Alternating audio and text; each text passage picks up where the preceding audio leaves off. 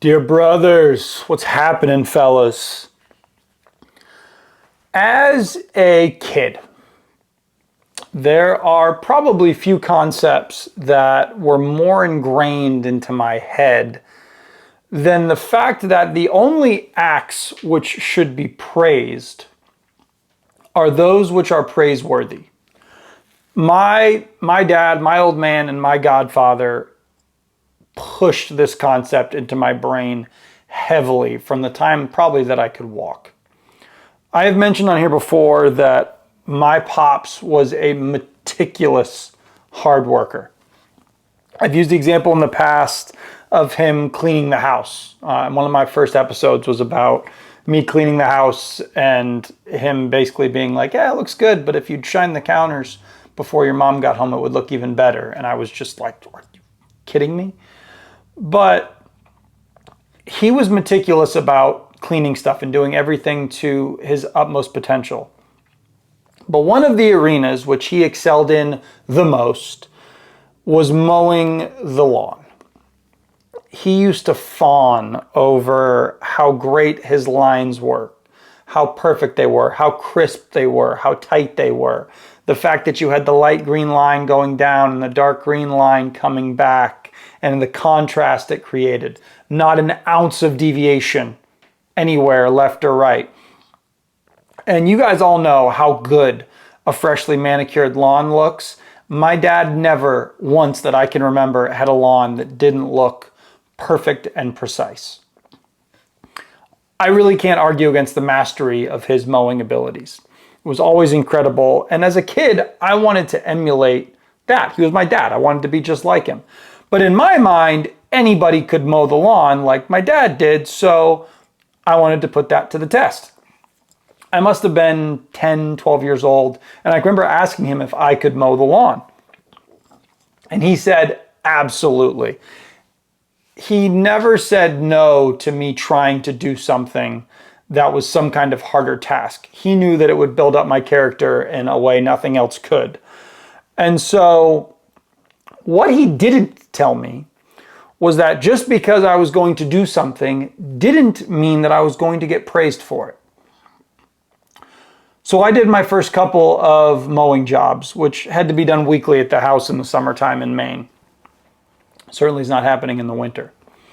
And as my godfather would say to me throughout my life as well, especially when I was doing painting jobs for him, there was always a few what he would call holidays seen across the landscapes that I was working on. And what he meant by that was there were clearly some spots that I took a break, or I lost my focus, or I rushed through it. Not precise, not clean, didn't look good. My mowing lines would veer to the left and veer to the right. There was weird zigzag patterns that you would see here or there, followed by maybe a couple of pretty straight lines. Then the lines would have different widths at each direction, or they'd be too close together, too far apart, and the lawn just didn't look uniform. In fairness, it just didn't look good overall. But as a kid, I wanted praise for simply doing the job. And this would take me a couple of hours. At the time, we had one of the push mowers that didn't have the automatic switch, so that it would run by itself. So it was all arms and legs, baby. And in my mind, I suffered through the exhaustion. And yeah, it didn't look perfect, but hey, I worked pretty hard, so I deserve some praise for this. Well, newsflash to all of you, I never got one. My dad would look at the lawn in a manner that wasn't condescending or mean. He never demeaned me, but he would say, "Are you proud of that?" And I would think about it and say, well, it could be better. I was a little screwy off to the left side there, and I was definitely getting a little tired toward the right side, and there was a tree branch in the way over there in the middle, and that made me swerve. But I think it's pretty good overall, and I worked pretty hard. In his own special fashion, he would just look at me, pat me on the shoulder, and say, all right, then next time, I expect it's going to be better. And off he would walk away. Naturally, like he always seemed to find a way to do, this made me fume. I was angry because I felt like he didn't care about my hard work. However, it also kind of pissed me off to trying to do it a little bit better. And as I did it, the better I got. And he would always praise me when I made improvements. He would tell me, hey buddy, lines are a lot better today. Still a little bit screwy, some issues there towards the end, but you're making good progress. I'm proud of that. Keep going. Then it was a couple of years later, but I remember it clear as day. I had just finished mowing the lawn. I was probably maybe a freshman in high school, 8th grade, give or take. And I finished the lawn on a pristine day. Powder blue skies, not a cloud around, light breeze, probably 75, your typical beautiful Maine summer day. And as I looked out at the lawn, it was absolutely perfect. Lines were crisp, evenly spaced. I even tidied up the hill on the side of the house just to look a little bit cleaner. I weed whacked, so some of the areas that I couldn't mow just looked better. It looked great, and I truly couldn't have been more proud of the work that I had done. So my dad gets home, and his ocean blue eyes were as big as they could have ever been. For a moment, I thought that he was going to cry. That's how much pride it appeared was in his eyes. And he was notorious for crying when his boy child did something that was actually impressive. And he said to me, Jax, that is a beautiful lawn. That is the expectation now. But I am so proud of how hard you've worked and of making changes and of creating something that is praiseworthy. So you see, fellas, we have fallen into this trap where anything we do is considered quote unquote good. No matter how good it actually is, we think doing the bare minimum deserves to be praised. Be it at work, at the gym, in our marriage, with our children, and the rest.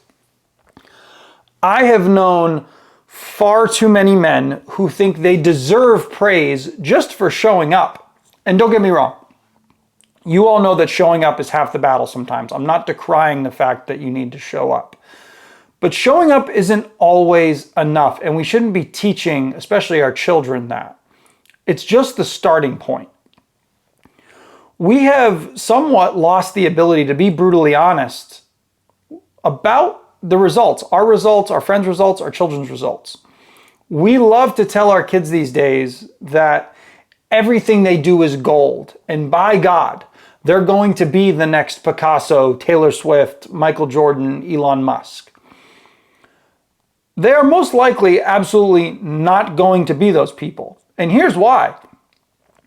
Because all of those individuals reach their highest potentials because they worked meticulously hard, incredibly hard. They failed a million times, told that they sucked, and they had to be shown that they weren't as good as they thought they were. They had to mow the lawn 1,000 times to learn some tricks of the trade and finally be able to create something that was actually masterful. Some of my favorite authors have written 10 to 20 books that were never even remotely published because they just weren't that good. And yet finally they had one hit and it was a masterpiece. You are doing yourself and your friends a disservice, and your children a disservice, if you only compliment, or if you're complimenting them for doing a subpar job. I'm not saying to withhold praise from them, but what I am saying is that such praise should be reserved for when they are doing something that is beyond the ordinary, something that is extraordinary. And at first, this may be the little things. It may just be cleaning their room effectively, or getting up at the same time each morning, or getting to the gym a couple of days a week, etc. It might just be showing up to doing things. That might be what's praiseworthy at the time. However, as we progress through that journey, your standards have to go up, not only for yourself, but for your friends and for your kids. Just showing up isn't enough anymore. There have to be further, more refined, more meticulous results. Understand this, when you constantly praise, all that they learn is that they are deserving of an award for everything they do, even if it sucks.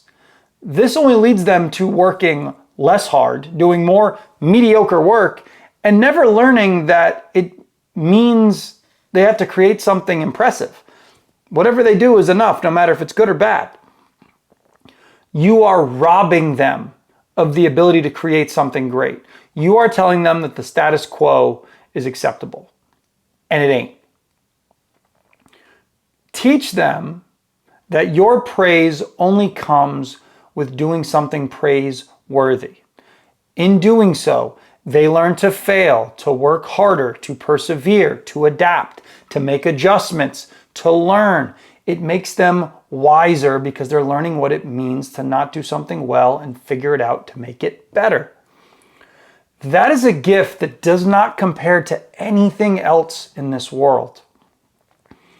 My old man and my godfather were experts at this, and I am eternally grateful that they taught me for that. They taught me that. Now, as an adult in my own work, in my own small business, in my own family, I remember that I know the difference between my best efforts and my mediocre efforts. And when I feel myself inching towards that status quo, towards that mediocrity, I remind myself that no great feats I have done are accomplished in the middle. I have to pursue the margins of excellence to create something beautiful and masterful that the world needs and that God calls me to produce. Fellas, bring that to yourself. Bring it to your friends. Most importantly, bring it to your children. Let your praise be a gift, not just words they hear all the time.